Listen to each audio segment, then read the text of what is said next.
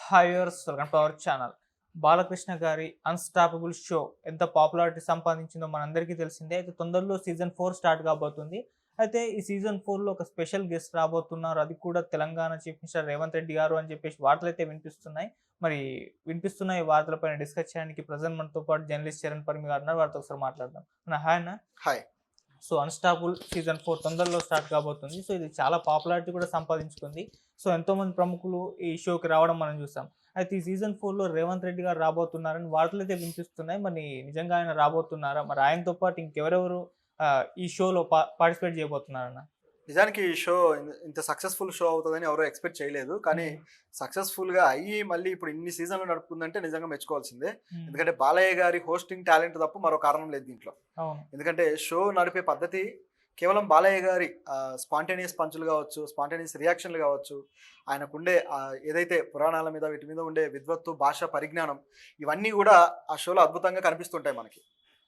కొన్నైతే ఇప్పటికీ మీమ్స్‌లో వైరల్ అవుతూ ఉంటాయి. ఇప్పుడు 'ప్రభాస్' గారితో చేసిందైతే కొన్ని వైరల్ అవుతూ ఉంటాయి. ఆయన పాదాన్ని ఇది వెంకటేశ్వర స్వామి పాదంతో పోల్చి చెప్పడం కావచ్చు. ఇటువంటివన్నీ వైరల్ అవుతుంటాయి.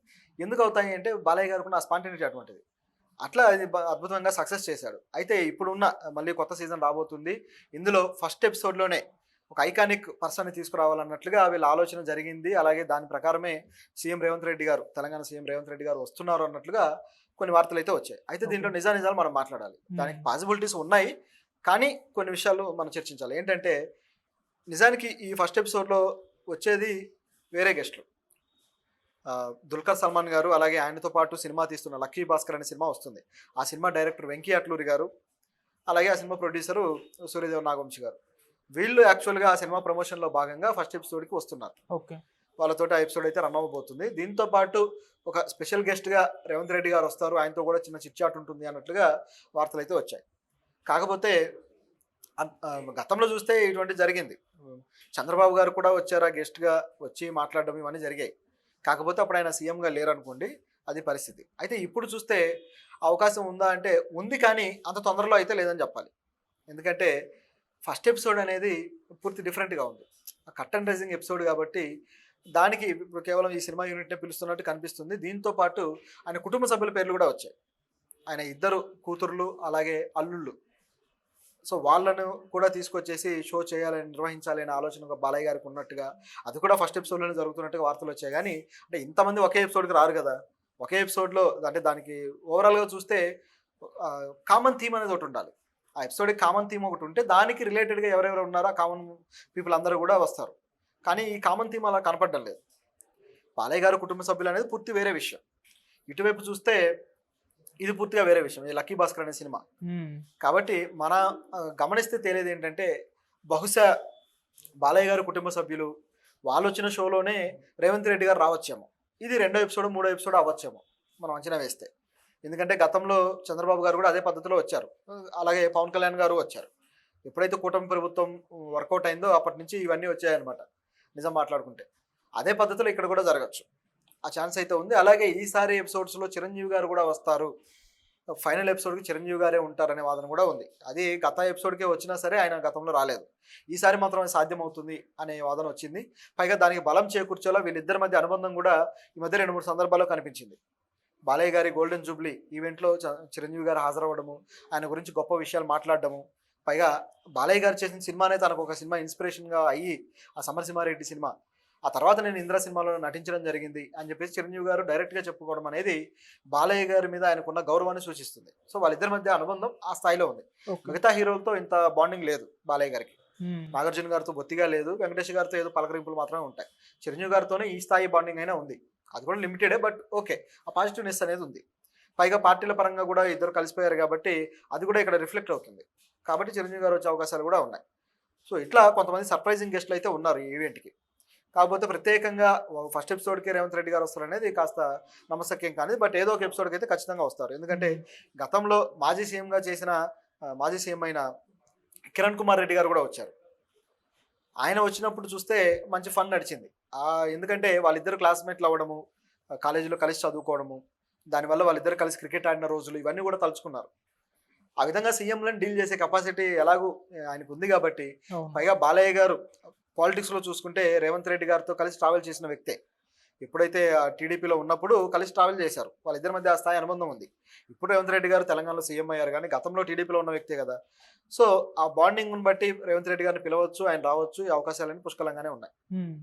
అయితే గతంలో ఏంటంటే చంద్రబాబు గారు వచ్చినప్పుడు ఆ ఎలక్షన్ టైం మూమెంట్కి ఉపయోగపడుతుంది అన్నట్లుగా వైరల్ చేయడానికి ఆ కంటెంట్ దొరికింది.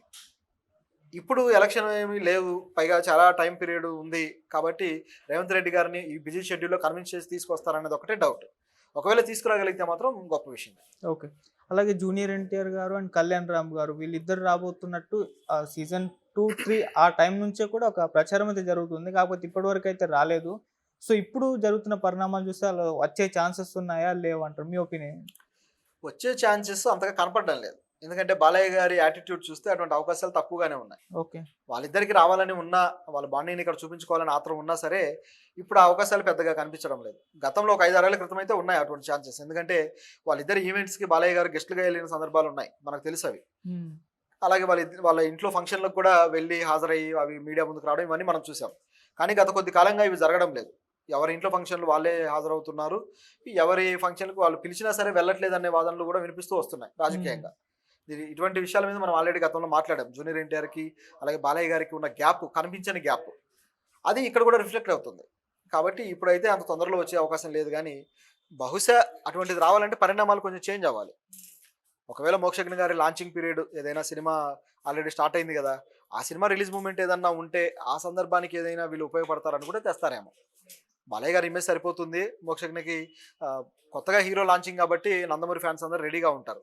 కాకపోతే ఒక ఫన్ యాక్టివిటీ చేయడానికి బాగుంటుంది, వీళ్ళు కూడా ఉంటే బాగుంటుంది అనే ఆలోచన ఉంటే తీసుకురావచ్చు, అంతే తప్ప ఇప్పట్లో అయితే ఆ దాఖలాలు అయితే లేవు. ఓకే. అంటే వివాదం కూడా కాస్త వీళ్ళ ఈ మధ్య కాలంలో సద్దుమణిగినట్టుగా కనిపిస్తుంది కొన్ని పరిణామాలు చూసుకుంటే. ఎన్టీఆర్ గారు వెంటనే స్పందించి ₹1 ఇవ్వడం మనం చూస్తాం వరద బాధితులకు ఏపీకి. అలాగే తర్వాత ప్రభుత్వం కూడా స్పందించి ఎన్టీఆర్ గారు సినిమాకి ఆ జీవో విడుదల చేశారు, టికెట్ రేట్లు పెంచుకోవచ్చు అండ్ బెనిఫిట్ షోలు కూడా వేసుకోవచ్చు అని చెప్పి. మోక్షజ్ఞ గారు ఎంట్రీ అప్పుడు ఎన్టీఆర్ గారు అండ్ కళ్యాణ్ రామ్ ఇద్దరు కూడా ట్వీట్ చేశారు కాంగ్రెస్ చెప్తూ. మరి కాస్త పాజిటివ్ వైబ్స్ అయితే అక్కడ కనిపిస్తున్నాయి. సో దాని ప్రకారంగా తీసుకుంటే అది వాళ్ళ వైపు ఉంది. యాక్టివిటీస్ అన్నింటిలో నుంచి వాళ్ళ వైపే ఉన్నాయి, మీరు గమనించండి. జూనియర్ ఎన్టీఆర్ గారే డబ్బులు ప్రకటించారు, కలిసి వెళ్ళి ఇచ్చారు, అది ఆయన జెస్చర్. అలాగే ట్విట్టర్లో పెట్టింది కూడా ఆయన జూనియర్ ఎన్టీఆర్ తమ్ముడిని ఆహ్వానిస్తూ పెట్టాడు. అవును. ఎన్టీఆర్ గారు విధానం బాగానే ఉంది. రెండో వైపు చూస్తే బాలయ్య గారి స్పందనే కొంచెం తేడాగా ఉంది. కాబట్టి బాలయ్య గారు ఎటువంటి స్పందన ఇస్తారు, వాళ్ళని దగ్గరికి తీసుకుంటారా లేదనేది ఇక్కడ క్వశ్చన్. కాబట్టి అది కొంచెం అనుమానాస్పదమే. అయితే ఇక్కడ ఎందుకు ఎన్టీఆర్ గారిని లిఫ్ట్ చేయడానికి ఇష్టపడట్లేదు అనే దాంట్లో క్లియర్గా తెలిసిపోతుంది. బాలయ్య గారి ఇమేజ్కి ఆయన పోటీ తత్వం కావచ్చు, రెండోది లోకేష్ గారికి రాజకీయంగా కూడా పోటీగా నిలబడే అవకాశం ఉంటుందన్న భయం కావచ్చు, ఇవన్నీ కూడా కారణాలుగా ముందుకు వస్తాయి. దాన్ని ఎటువంటి కొట్టిపారేయలేం. నిన్ననే కదా ఐఫా ఈవెంట్లో ఒక యాంకర్ అడిగిన క్వశ్చన్కి ఆన్సర్ చెప్పాడు. మీ వారసుడు ఎవరంటే ఇంకెవరు ఉంటారు మోక్షజ్ఞ అనేసాడు సింపుల్గా. మిగతా వాళ్ళ పేర్లు కూడా చెప్పొచ్చు, నా వారసుడిగానే ప్రకటించాల్సిన పనేం లేదు, మోక్షజ్ఞ నిరూపించుకుంటే నా వారసుడు అవుతాడు అనొచ్చు, లేదంటే ఆల్రెడీ జూనియర్ ఎన్టీఆర్ అద్భుతంగా చేస్తున్నాడు, వీళ్ళంతా నా వారసులేని ఒక అంటే కామన్ వర్డ్ లాగా ఉపయోగించవచ్చు, ఒక బ్యాలెన్స్డ్గా చెప్పొచ్చు. కానీ అటువంటి బ్యాలెన్స్ పాటించలేదు, సొఫిస్టికేటెడ్గా మాట్లాడవచ్చు, కానీ అటువంటిది కూడా చూపించలేదు, ఒకే దెబ్బకు చెప్పేశాడు. కాబట్టి అనుమానం అయితే వస్తుంది. ఓకే. కాకపోతే ఏదో ఒక రోజు అటువంటి పరిణామం రాకపోదు, మళ్ళీ కలవకపోరు, ఈ మోక్షజ్ఞ దానికి సూత్రధారి కాకపోడు అనే అంచనా అయితే ఉంది. కరణ్ జోహార్ కూడా రీసెంట్ ఐఫా వేడుకలో అంటే అన్స్టాపుల్ షో లాగా ఒక ప్రయత్నించాడు, బాలకృష్ణ గారిని కుర్చీలో కూర్చోబెట్టి క్వశ్చన్స్ రైజ్ చేశారు.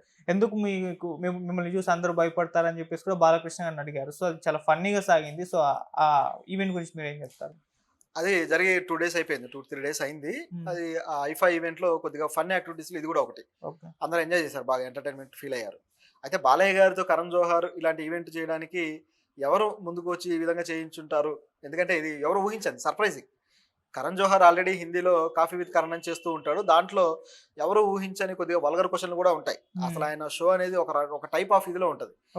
బాలయ్య గారి షో కొంచెం డిఫరెంట్గా ఉంటుంది. ఆయన షోలో ఏంటంటే ఫన్, అంటే మన తెలుగు ఆడియన్స్కి మన హీరోలను తీసుకొచ్చి కూర్చోబెట్టడం అనేది ఫన్గానే ఉంటుంది కదా, ఒక హీరో మరో హీరోని క్వశ్చన్ చేయడం, ఇదంతా ఈయన ఈవెంట్ డిఫరెంట్గా ఉంటుంది. అయితే ఈ రెండిట్లో గమనించాల్సింది ఏంటంటే కరణ్ జోహార్ షోలో ఎవరైనా కరణ్ జోహార్ మీద కౌంటర్లు వేయగలరు, ఫన్ క్రియేట్ చేయగలరు, కానీ బాలయ్య షోలో బాలయ్య కౌంటర్ వేయాలి, ఆయన మీద ఎవరో వేసే అధికారం ఉండదు, ఇది కూడా తీసుకోరు. ఓకే. ఎందుకు ఇటువంటిది ఉంటుందంటే బాలయ్య అంటే అందరికీ భయం, బాలయ్యతో తిరిగి ఇలాంటి కౌంటర్లు రావు అని అందరికీ తెలిసిందే. అదే విషయాన్ని కరణ్ జోహార్ ఇక్కడ క్వశ్చన్ అడిగారు. ఓకే.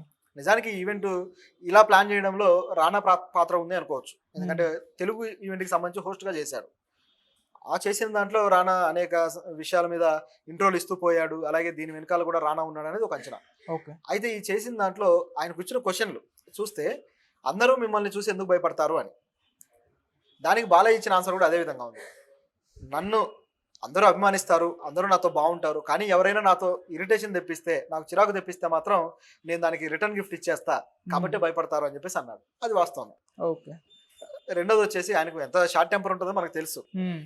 రెండోది వచ్చేసి చిరంజీవి గారు, వెంకటేష్ గారు, అలాగే నాగార్జున గారు, ఈ ముగ్గురు హీరోల్లో ఎవరు మీకు ఇష్టం అని అడిగారు. ఎవరి నటన అంటే ఇష్టం అని. దీనికి బాలయ్య గారు చాలా తెలివిగా సమాధానం చెప్పాడు. కర్ర విరగకూడదు, పాము చావకూడదు అన్నట్టు. ఎందుకంటే ఈ ముగ్గురు తనకు ఆయన ప్రైమ్ ఎరాలో పోటీదారులు.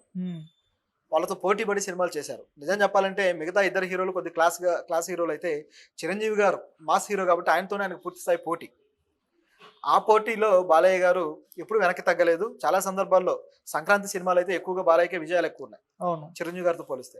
సో ఇటువంటి సందర్భంలో చిరంజీవి గారు చేయగలిగిన అన్ని పర్ఫార్మెన్సెస్ బాలయ్య గారు చేయగలరు. ఓకే. కాబట్టి ఈ క్వశ్చన్కి ఆయన ఏ ఆన్సర్ చెప్పాలి? నాకు పలానా హీరో నాకు ఇష్టమని చెప్పలేడు.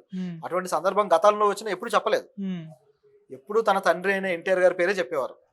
కానీ ఇక్కడ క్వశ్చన్ ఆయన పేరు లేదు కాబట్టి ఇబ్బంది వచ్చింది. సో ఏమన్నాడంటే నాకు ముగ్గురు లెజెండ్సే, ముగ్గురు ఇష్టమే, ఒకరి పేరు చెప్పి వదిలేయలేమన్నాడు సింపుల్ గా.